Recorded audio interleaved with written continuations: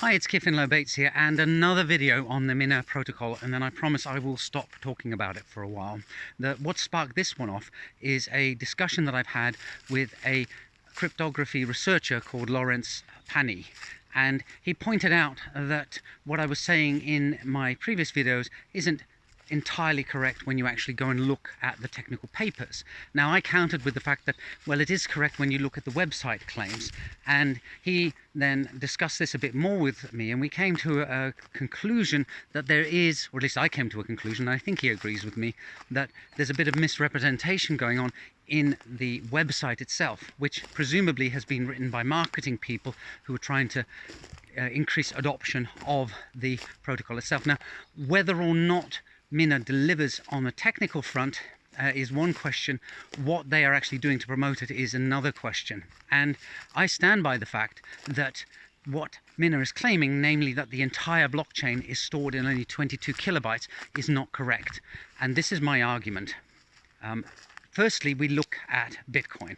The Bitcoin blockchain is about 300 to 400 gigabytes of data, and that contains all the transactions and signatures and headers that make up the history of the blockchain.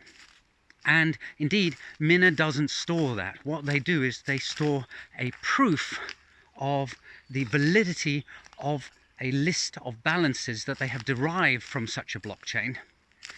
But then you also actually need to have those balances.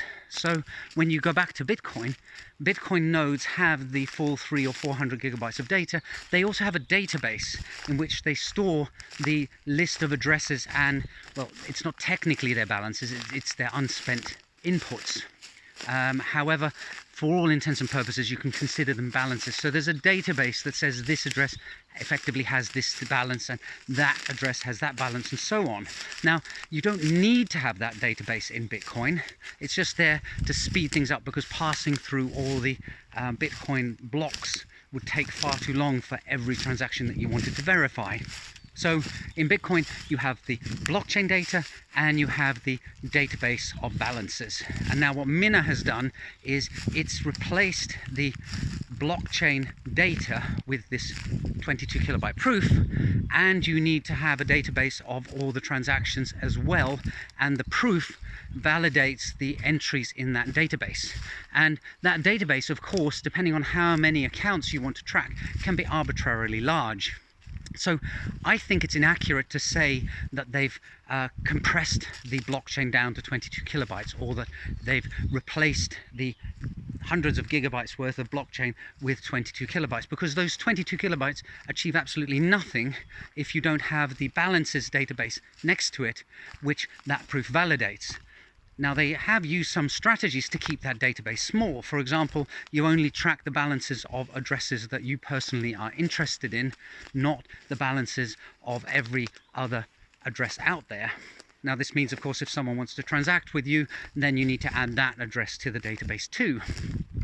And if you want to be thorough, you would need to have a database with all the transactions, and that can get arbitrarily large as more and more addresses are created and they have balances associated with them. Now, when I understood further what was going on, my first thought was, well, in that case, there's a very easy way to spam the blockchain. And I think for Mina, you really would have to consider the blockchain to be the proof plus the balances database. It is not accurate in the case of Mina to say it's just the proof. Anyway, you could spam the network with millions upon millions upon millions of transactions, each of which transferred dust to a bunch of addresses, and now your address and balances database is going to get bigger and bigger and bigger until you could make it as large as the Bitcoin full blockchain, i.e. 300 or 400 gigabytes. It would take a lot of dust, but it could be done.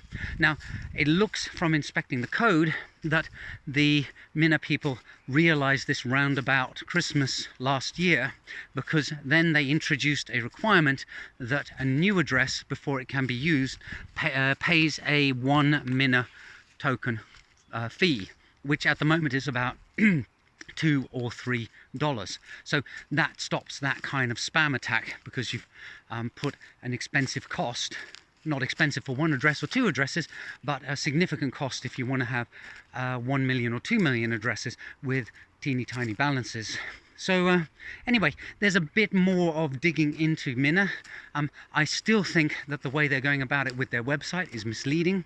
I'm still not 100% convinced that they have managed to securely generate proofs for the address database, but to be frank, I don't have the time to go and actually spend a few days digging into the paper and fully understanding what it is they're talking about. I have found other cryptographers talking on the web saying that it's not all there yet, it's not robustly implemented yet, and that is a year or 2 or 3 out. So make of that what you will. However, really, when it comes down to a project, if the marketing team and the research team can't get their stories to match, I still think that is a red flag, and I'll stand by my original assessment of the project. Remember also, this is not investment advice. I am not a person who gives out investment advice. Coins can go up and down, and the way in which their price increases or decreases can often have nothing, in fact most of the time, has nothing to do with the technical validity of the solution at the time. And I've walked up a hill, so I'm a little bit out of breath. Anyway, that's it for this video. Hope you found it interesting, and see you in the next one soon. Bye for now.